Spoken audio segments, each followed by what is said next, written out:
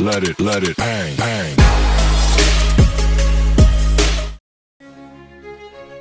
Bienvenidos a otro capítulo de Filósofos Contemporáneos. En este capítulo vamos a tratar un importante pensador y filósofo, sociólogo, hasta economista, que ha influenciado mucho en el pensamiento actual, incluso en el pensamiento de nuestra cultura, de Latinoamérica y hasta de Colombia, de Rusia, de mucha parte del mundo. Y vamos a entender por qué su pensamiento ha sido tan importante. Ese gran filósofo y pensador es alguien de quien seguramente hemos escuchado hablar mucho. Se llama Karl Marx, que junto con su compañero Friedrich Engels escribieron la obra El Capital en 1867. Pero además Karl Marx en su vida hizo parte del Partido Comunista, incluso escribió los manifiestos del Partido Comunista en el año 1848. Lo que queremos en este video es entender un poco el porqué de su pensamiento y el qué de su pensamiento claramente. ¿Qué pensaba Marx? ¿Por qué pensaba así? ¿En quién se basó este importante filósofo que a veces es un poco polémico, inclusive nombrarlo, pero que es importante conocerlo? Para iniciar, tenemos que decir que Karl Marx es alemán. Él nació en Alemania un 5 de mayo de 1818 y falleció el 14 de marzo de 1883. Nació en una ciudad de Alemania, claro, en Treveris, Alemania, pero falleció, curiosamente, ya nos vamos a dar cuenta por qué, en Londres, Reino Unido, ese 14 de marzo de 1883, porque resulta que Karl Marx fue exiliado al Reino Unido. Cosa curiosa. Bueno, digamos que para entender a Karl Marx quiero que planteemos una frase importante de él, y era que la conciencia es quien crea la realidad, no la realidad es quien forma la conciencia. Eso por iniciar. Digamos que para comprender a Karl Marx debemos entender que él tuvo tres puntos importantes en su pensamiento filosófico. El primero, que justamente es basado en la filosofía de Hegel y de Feuerbach, es ese estudio de la filosofía alemana, que él vio en ese país. Resulta que él, estudiando a Hegel y todo esto, le pareció que el método dialéctico era muy interesante. Sin embargo, Marx estaba en contra de todo lo que fuera espiritual. Marx decía, es que todo debe ser material, la realidad es material. Si hay una dialéctica que va construyendo la historia, si hay una dialéctica incluso que va transformando la realidad, pero Marx decía, esa dialéctica no puede ser espiritual, tiene que ser material. Por lo tanto, Karl Marx tuvo gran influencia, se basó mucho en Feuerbach, y él le llamó bastante la atención que Feuerbach se atrevió a ir en contra de Hegel. Entonces Marx se basa en este pensamiento de Feuerbach de centrarse en el hombre, de la antropología, y Marx va a decir que la dialéctica se da en la historia y se da en la realidad, pero se da de una manera material.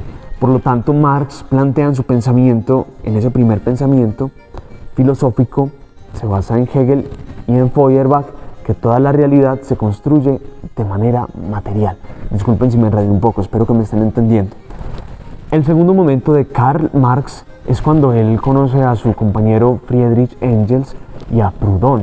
Entonces, en este punto de su pensamiento, él se va a plantear más desde la sociología, ¿cierto? Desde las instituciones, desde el Estado mismo, desde las relaciones que se dan en la sociedad. Es el segundo momento de Marx. Y el tercer momento de Marx se da cuando él llega a Inglaterra, exiliado, y él conoce el pensamiento de Adam Smith, de la mano invisible de Adam Smith, de la economía de mercado. Y Marx se va como al contrario de Adam Smith, ¿cierto? Porque entendamos que Adam Smith lo planteaba desde un punto de vista más capitalista, pero resulta que cuando Marx llegó a Inglaterra se dio cuenta que había mucha pobreza, que había muchos trabajadores que estaban estando en desigualdad económica, que tenían injusticias, que no se les pagaba como se debía. Entonces, debido a toda esa injusticia, Karl Marx plantea esa filosofía, pero ya desde un punto de vista económico, desde la economía de mercado, desde la burguesía y desde el proletariado. adentrémonos un poco más en el pensamiento de Marx. Digamos que ya hablamos un poco de la dialéctica material, como esa transformación que se da en las realidades de lo material, pero hay que hablar un poco de del materialismo histórico, ¿sí? Que también es como una dialéctica. El materialismo histórico lo podemos entender primero desde una supraestructura, que es como lo que está abajo de la estructura, ¿cierto? Son como dos pisos. Cuando él habla de la supraestructura, él habla de las relaciones de producción, de lo real, de los bienes y servicios que se dan entre el proletariado o entre los trabajadores y entre lo que él llama la clase burguesa. Entonces se da esa relación de mercado, es como la supraestructura. Y la estructura es lo que viene después, que Marx va a llamar alienación.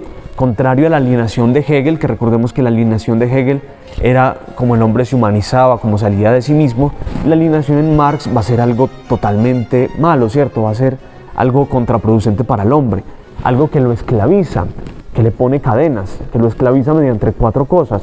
La religión, que es el opio del pueblo, que promete la felicidad pero la aplaza, también la política, que es creada por los burgueses, el derecho, y Marx dirá que las leyes también lo crean los burgueses, y la filosofía también. Es una manera de alienar al hombre, porque es creada para mostrarle al hombre que debe quedarse como ensimismado, que debe quedarse sin decir nada ante las injusticias.